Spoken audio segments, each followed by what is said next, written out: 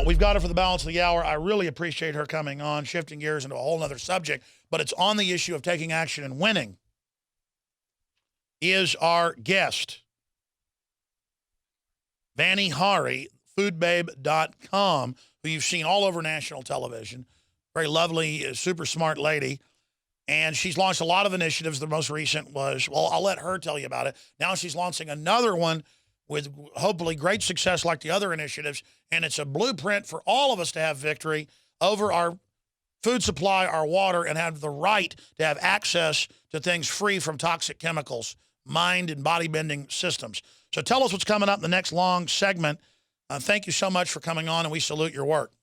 Thank you so much, Alex, for having me join. You know, I launched the Subway petition here a few months ago and won that within 24 hours. Now, I think this petition is going to be a longer fight because I am talking about secrets that have been held for decades from the beer industry. The beer industry right now is not allowed, or not required rather, to disclose the ingredients in beer. However, the government allows a long list of controversial additives in beer. And so this secrecy and this mystery has to end. The fact that nobody has held these companies accountable in recent years, I think is a big issue. And I think that as, you know, 4th of July comes up and everybody goes around the grills and starts celebrating the holiday and starts throwing back Miller Lite and Bud Light and Miller Coors and Anheuser-Busch brands, I think people need to realize they have no idea what they're drinking. We've been blindly drinking beer and not knowing what these companies are putting in our beer. And some of the things I've found out are downright shocking. Well, they use it for social control, and Anheuser-Busch isn't even beer. For about 15 years, it's actually a chemical syrup. So folks need to understand, the reason I don't ever drink American beer now, unless it's from a microbrewery, is because it's not beer. You drink German or Mexican because they follow the old brewmaster things of England and Germany. And so I'm sure you're the big expert. Tell us about it when we come back. But this is the secrets of beer. Would you call it the beer conspiracy or fake beer conspiracy? How did you learn and develop all this? And then let's get into the secrets of beer. Yeah, so, you know, I was like a sick child growing up my whole life. You know, my parents had come here from India, didn't know how to cook American food, and they wanted me to fit in like everybody else. So what did we do? We bought the packaged processed goods at the grocery store that are full of corn and soy and no nutritional value. We ate McDonald's for lunch, for dinner, for breakfast. I mean, I don't know how many Father's Days we went to McDonald's for their free breakfast. I don't know if they still do that or not, but we used to go every single year growing up, and Father's Day is coming up, and it just reminds me of that time period where, you know, if you do like a little coloring for your dad, you get a free, you know. Totally sick ploy, like crack dealers trying to give crack to 10-year-olds at the playground. Exactly. And, you know, I grew up that way, and it was so detrimental to my health. I suffered asthma, eczema as a child, never felt well, always had stomach aches, you know, and then when I graduated college and got into the real world and started living this rat race environment, working for a big six consulting firm in a cubicle, traveling, being on their expense account, eating what everybody else was eating around me instead of controlling my own food and controlling my own destiny, I became really overweight. I became very sick very quickly, and I had to have, you know, an organ taken out of my body. Oh my God. And doctors will tell you, oh, appendicitis is very random. It can happen to anybody, but I don't believe that. You know, appendicitis happens when your stomach is inflamed from all the stuff that you've been eating or treating your body with.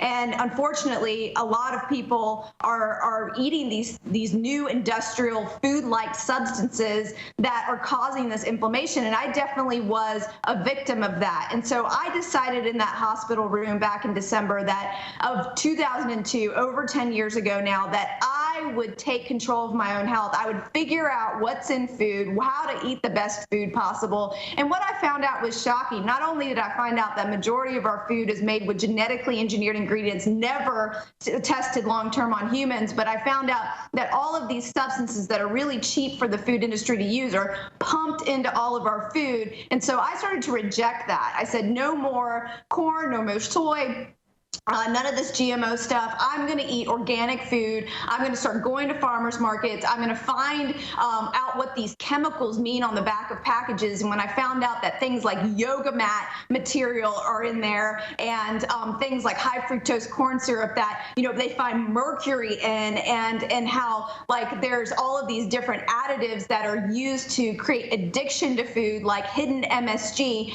I knew I didn't need to eat that anymore. And so I shunned all of those brands and companies long ago. And when I did that, something remarkable happened. Not only did I lose weight, but I've been able to maintain a nice figure for a really long time, doing nothing but eating real food.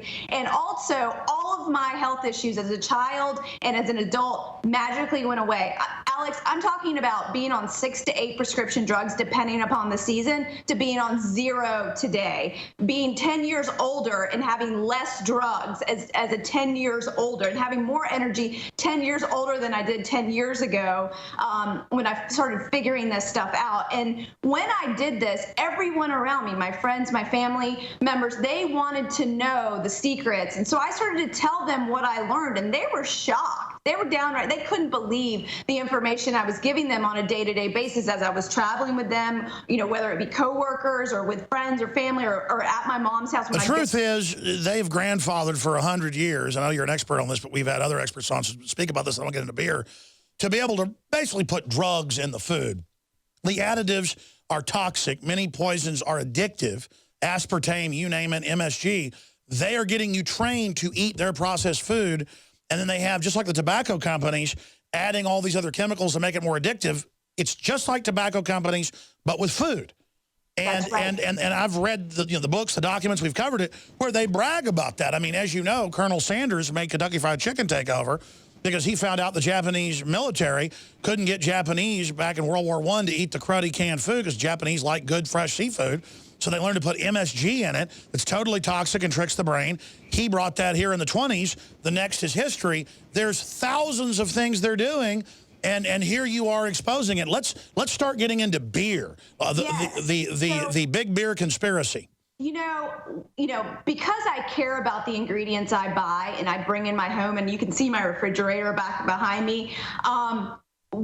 The one thing I didn't know what was in my fridge, because I have a husband and he loves beer, was beer. Like, I would look at the label and I knew nothing about it. And I couldn't believe that I knew nothing about it. And so I started to ask questions. About a year and a half ago, I started an investigation and I started asking the beer manufacturer questions about what's actually in their beer, what ingredients are allowed in beer. And when I found this book published called Chemical Additives in Beer, it's actually out of publishing. It was in 1982 that it was released. So it was so old, but it had this list of additives that are allowed in beer. Things like MSG, things like carrageenan, which is linked to intestinal inflammation, high fructose corn syrup, caramel coloring level 4, which is considered a carcinogen in the state of California. Yeah, the truth is Budweiser especially, and it's just beer flavoring, sugar, and some alcohol they squirt in it. A lot of these companies aren't even doing fermentation now. It's not beer. Right. And they're not even using real hops either. One thing I found out that Miller Coors has patents on this thing called Tetra hops. It's a hop extract. So it's the minimum amount of hops they can possibly use in beer. And so like there are actually health benefits to eating hops, but they actually take all those out when they start using these extracts.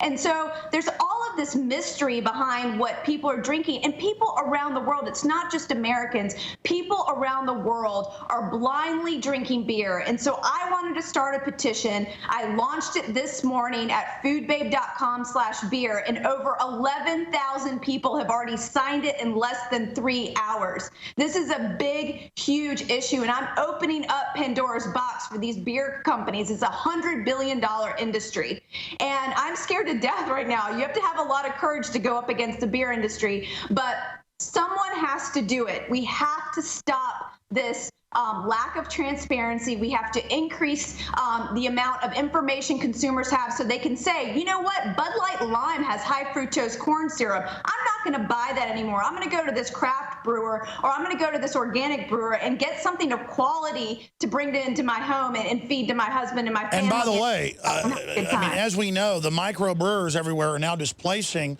because people drink it and go, wow, this is beer. versus the toxic stuff that people are trained on. So beer drinkers have to get their friends off of the bad stuff. And just like you go to Target now, 5 years ago, all the ketchup, had fructose corn syrup in it. It had all the bad stuff. Now it openly, says organic. So it's across the board. We were getting the BPA out of the plastic. I think this is going to be even more explosive than your past operations.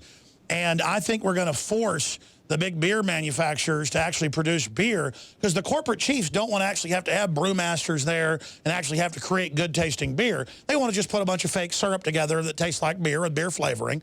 We want real root beer with real sarsaparilla. We want real beer that actually, is organic and grows well. That's why they're losing such a market share. I saw the number that they've lost like 45%. Saw it in the Wall Street Journal last year in the U.S. of their market to micro and local brewers. The way they counter is to try to buy them up. But no, why don't the...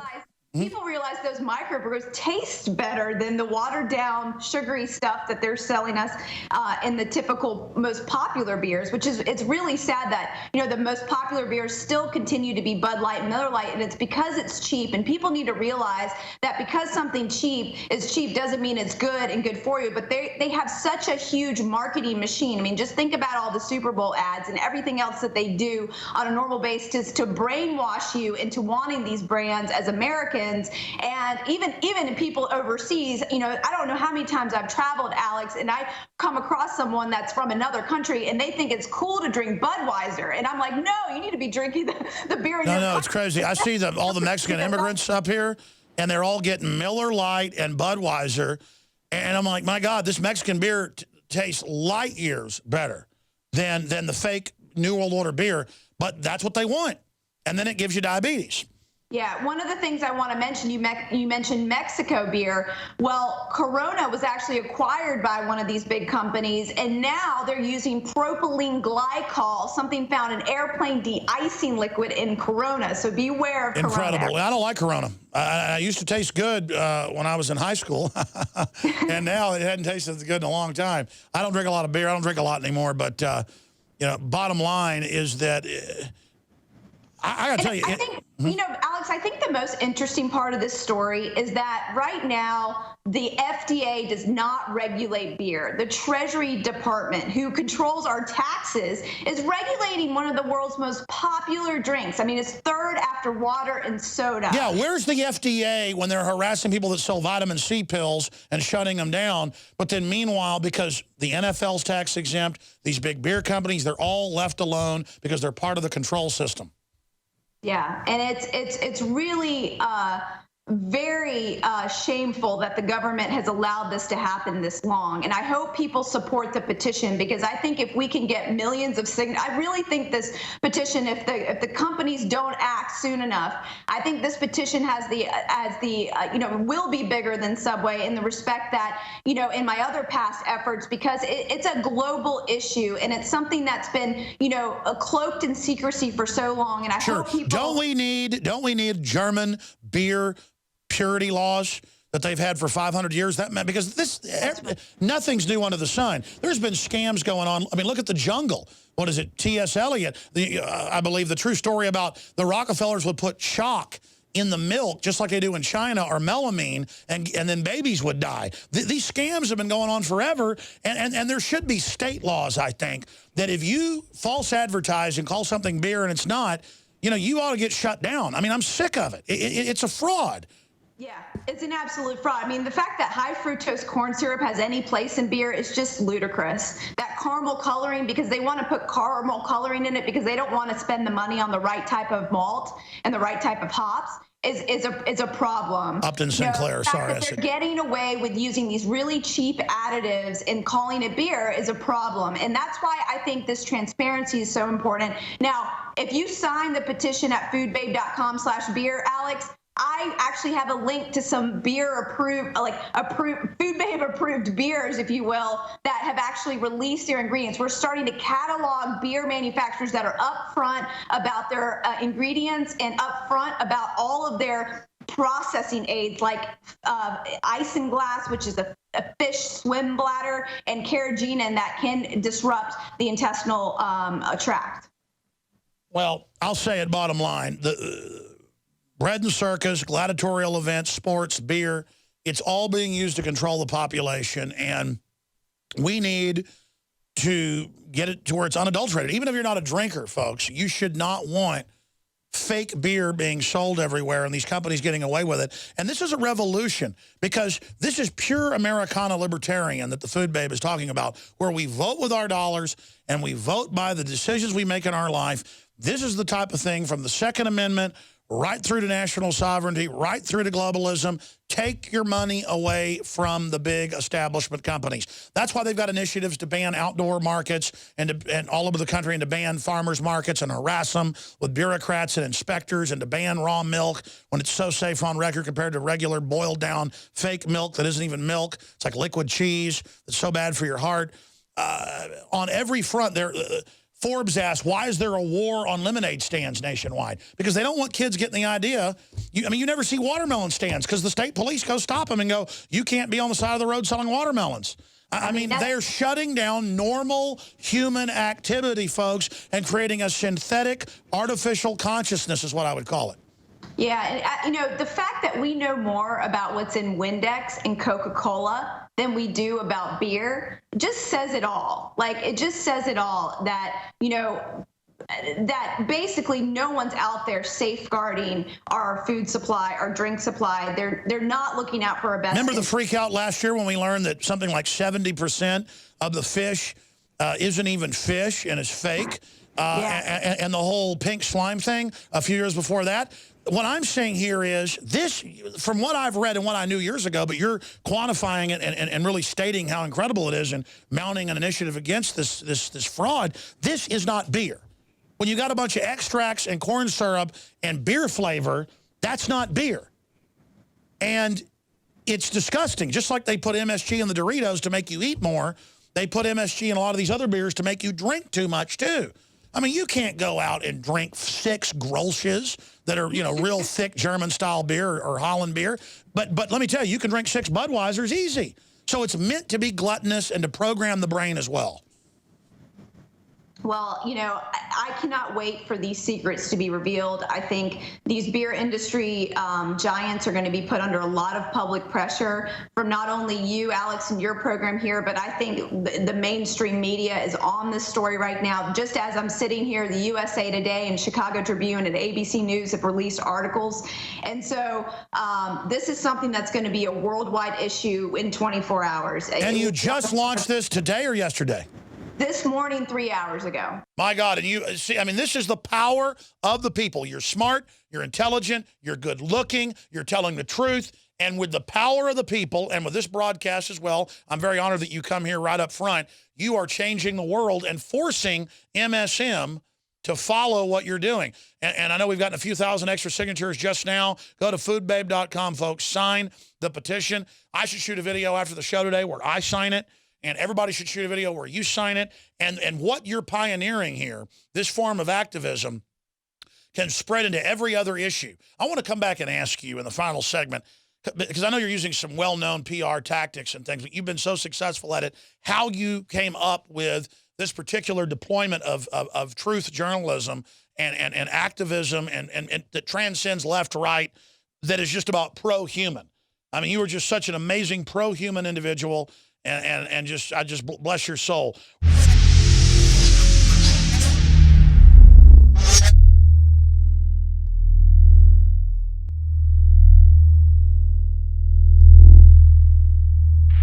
This is Alex Jones for InfoWarsLife.com. The latest in preparedness is now here. An electrically stabilized colloidal silver solution that can be added to both your home cabinet and preparedness pack alike. Concentrated to 30 parts per million in what has been dubbed the survival silver solution. The new InfoWars Life Silver Bullet Colloidal Silver is the answer for you and your family. And it's entirely free of toxic artificial additives that are loaded into many products. The InfoWars Life Silver Bullet Silver is so powerful that it is concentrated into a 2-ounce bottle and is not recommended for extended continual use. This is not a low-grade formula. We are working with one of the top laboratory manufacturers in the United States to bring you the best form of colloidal silver using electrical processes within a base of deionized water for your preparedness storage or your home kitchen. Purchase your bottle of InfoWarsLife.com Silver Bullet Colloidal Silver today and find other amazing supplements at InfoWarsLife.com.